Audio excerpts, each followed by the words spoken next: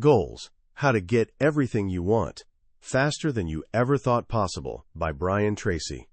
Picture a young guy, barely out of his teens, completely lost in life. No high school diploma, no real skills, and definitely no plan. His first gig? Washing dishes in a dingy hotel kitchen. Then he moved on to washing cars. Then, floors. He bounced around like a pinball, working in sawmills, factories, on farms and ranches. He dug wells, hauled construction materials, and even spent months on a freezing freighter in the North Atlantic. Some nights, his car was his bedroom. By 23, he was sleeping on hay in a barn, working as a farm laborer, eating whatever the farmer's family would share with him, and genuinely wondering where his next meal might come from. No education, no special talents, and unemployed more often than not.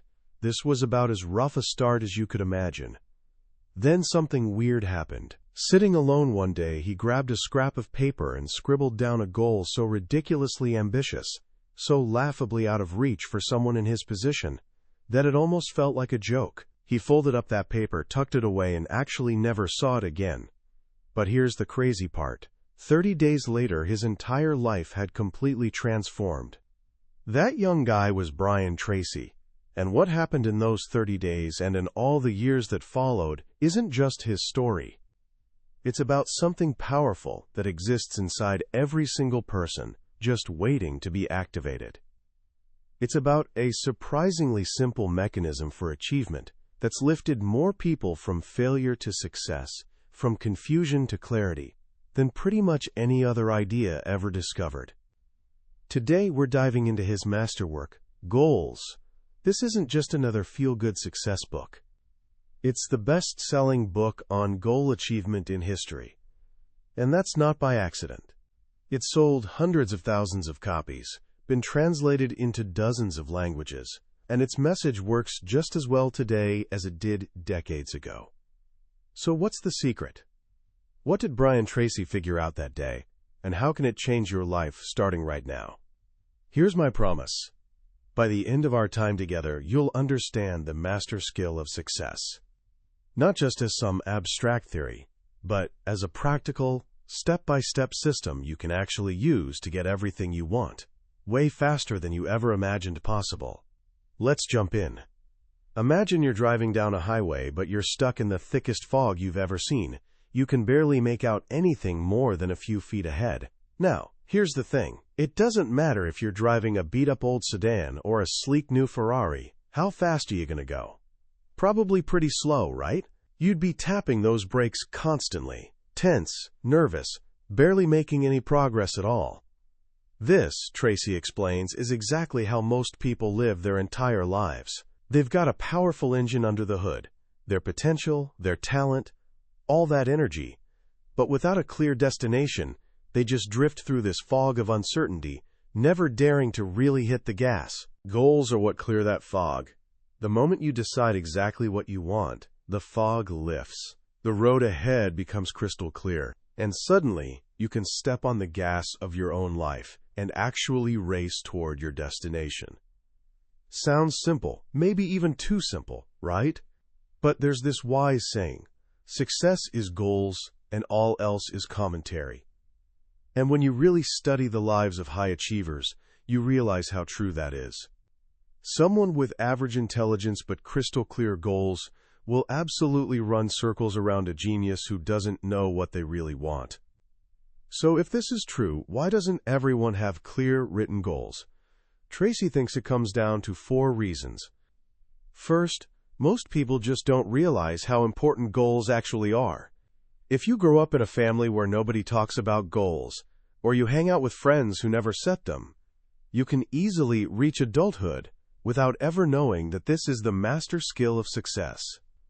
Second, they don't know how. Tons of people think they have goals, but what they really have are just vague wishes. I want to be happy. I want to make lots of money. These aren't goals, they're fantasies. A real goal is different. It's clear, specific, and written down. You can measure it. You know without any doubt when you've achieved it. The third reason is fear of failure. Failure hurts. It's embarrassing and painful. So to avoid that pain, Many people unconsciously sabotage themselves by never setting a real goal in the first place. They play it safe and end up living lives way below what they're actually capable of. And finally, there's fear of rejection. People worry that if they set a big goal and don't hit it, others will criticize or mock them. That's why, when you're starting out, it's smart to keep your goals private. Don't broadcast them. Let people see your results later. What they don't know can't hurt you. The turning point for Tracy, and for anyone who wants to tap into this power, starts with a single profound realization. He had this moment on a cold winter night, sitting alone in a tiny one-room apartment. He was broke, working construction during the day, with nothing to do at night because he literally couldn't afford to go anywhere. And in that quiet moment it hit him like a lightning bolt. For the rest of his life, everything that happened to him was completely up to him. Nobody was coming to rescue him. Nobody else was going to swoop in and fix things. If his life was going to change, it had to start with him. He was responsible. This, he says, is the giant leap from childhood to adulthood. Sadly, most people never fully take it. They spend their lives complaining about the past, blaming other people, or making excuses. But the moment you accept total responsibility for your life, you take your power back. When you genuinely say the words, "I am responsible," you short-circuit all negative emotions. You can't be angry and accept responsibility at the same time. Blame, resentment, envy, they all just vanish. You stop being a victim and become the architect of your own destiny. From that moment on, you see yourself differently. You're the president of your own personal services corporation. You're self-employed, even if you work for someone else. You're in charge of your career, your finances, your health, your relationships. You're the boss. Once you've truly accepted this responsibility, the next step is building your inner compass. Before you decide where you're going, you need to understand who you are. Life is lived from the inside out. At the very core of your personality are your values. They dictate everything you do. Think of your personality like a target with 5 rings. At the very center are your values, what you believe in and stand for. Your values determine the next ring, your beliefs about yourself and the world. Your beliefs determine the 3rd ring, your expectations of what's possible. Your expectations shape the 4th ring, your attitude toward everything. And finally, your attitude determines the 5th ring, your actual actions. What you achieve on the outside is always a reflection of what's happening inside of you. That's why clarifying your values is the true starting point of high achievement. Your goals have to be in harmony with your values. If they're not, even if you achieve them, you'll feel empty.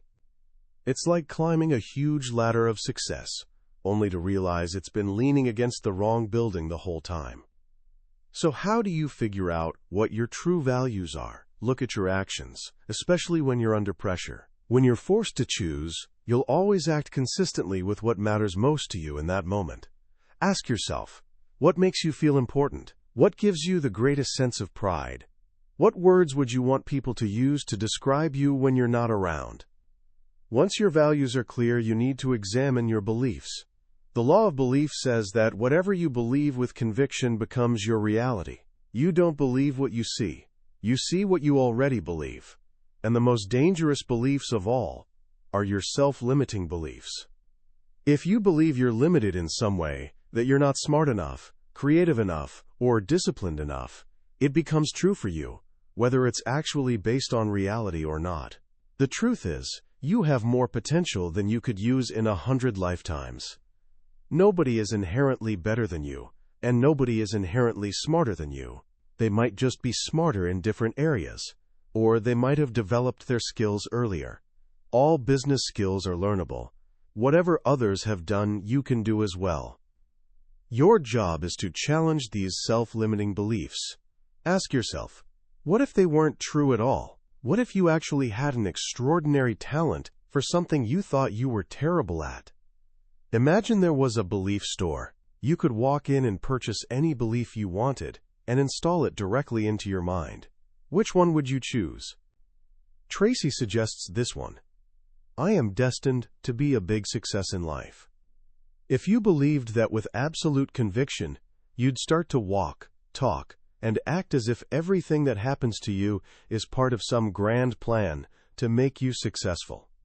You'd see every setback not as failure, but as a valuable lesson on your path to inevitable success. With your inner world aligned, responsibility accepted, values clarified, and beliefs empowered, you're now ready to create your future. Great leaders share one quality: vision. They think about the future. They're future-oriented. Most people, on the other hand, think about the present, the pleasures and problems of right now, or they dwell on the past. When you start thinking about your future, you start thinking like a leader. Researchers at Harvard found that long-time perspective is the single most accurate predictor of upward mobility and financial success. The further into the future you think, the better decisions you'll make in the present. So how do you develop this long-time perspective? You practice what Tracy calls idealization. You create a 5-year fantasy. Imagine your life is absolutely perfect 5 years from now in every single way. And here's the key. Imagine you have zero limitations. You've got all the time, money, talent, and connections you could ever need. What would your career look like? What would you be doing? How much would you be earning? What about your family life? What kind of relationships would you have? Where would you live? And your health? If you were in peak physical condition, how would you look and feel? Don't worry about the how just yet. The only question you ask is, what would have to have happened for me to create this perfect future? By dreaming big dreams first, you unleash your creativity and unlock your true potential. Now, with this exciting vision of your future, you're finally ready to build the bridge from where you are today to where you want to go. This is where we get to the heart of it all, the 12-step system for setting and achieving any goal. This is the recipe, the formula, that works every single time. Step 1. Have a desire. What do you really want? It has to be something you genuinely want for yourself, personally. Your desire is the fuel in the furnace of achievement. The more reasons you have for wanting your goal, the more intense your desire will be. Step 2. Believe. You've got to believe, deep in your heart, that your goal is actually achievable. To make it believable, especially at the start, set goals that stretch you but are still realistic. You can't go from broke to millionaire in a year, but you can increase your income by 25%. Start with small victories to build your confidence. Step 3. Write it down. This is the magic step. A goal that isn't in writing isn't really a goal at all. It's just a wish. The act of writing programs your goal into your subconscious mind. Your goals must be written in the present, positive, and personal tense. Not, I will earn $100,000, but I earn $100,000 this year. Always start with the word I. Step 4. Analyze your starting point. Where are you right now? If you want to lose weight, you first have to step on the scale. If you want to achieve a financial goal, you need to calculate your net worth today. You've got to be brutally honest with yourself. Step 5. Determine why you want it. Make a list of all the benefits you'll enjoy when you achieve your goal. If you've got 1 or 2 reasons, you'll have a little motivation. If you've got 50 reasons, you'll be absolutely unstoppable. Step 6. Set a deadline. A goal is a dream with a deadline. Your mind loves deadlines. It gives you a target to aim at and creates a forcing system that drives you forward. If the goal is big, break it down with sub-deadlines. Step 7. Identify the obstacles. Why aren't you at your goal already? What's holding you back? Here's a crucial insight. 80% of the obstacles are internal. They're within you. A lack of skill, a bad habit, or a self-limiting belief. Only 20% are external. Superior people always look inward and ask, what is it in me that's holding me back? Step 8. Determine the knowledge and skills you need. To achieve something you've never achieved before, you've got to become someone you've never been before. What one skill, if you developed it and did it excellently, would help you the most to achieve your most important goal? Whatever your answer, make a plan to master that skill. Step 9. Determine the people you'll need. Whose help and cooperation will you require? Your boss, your family, your customers, your friends. Your ability to build and maintain good relationships is absolutely critical to your success. The fastest way to get others to help you is to first find ways to help them. Step 10. Make a plan. A plan is simply a list of all the steps you need to take to get from where you are to where you want to go, organized by priority and sequence. Remember, every minute spent planning saves 10 minutes in execution. Step 11. Visualize your goal continually. Create a clear mental picture of your goal, as if it's already been achieved. See it, feel it, experience the joy and satisfaction of it. Your imagination is your preview of life's coming attractions. The more vividly and intensely you visualize your goal, the faster it will materialize in your reality. Step 12. Never give up. Back everything you do with persistence and determination. Resolve in advance that you'll persevere until you succeed. Persistence is self-discipline in action. It's the iron quality of success. Now, out of all the goals you might have, there's always one that's more important than the rest.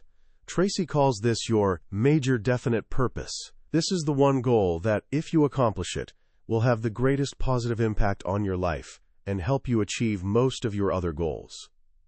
How do you find it? Use the 10-goal exercise. Take out a clean sheet of paper.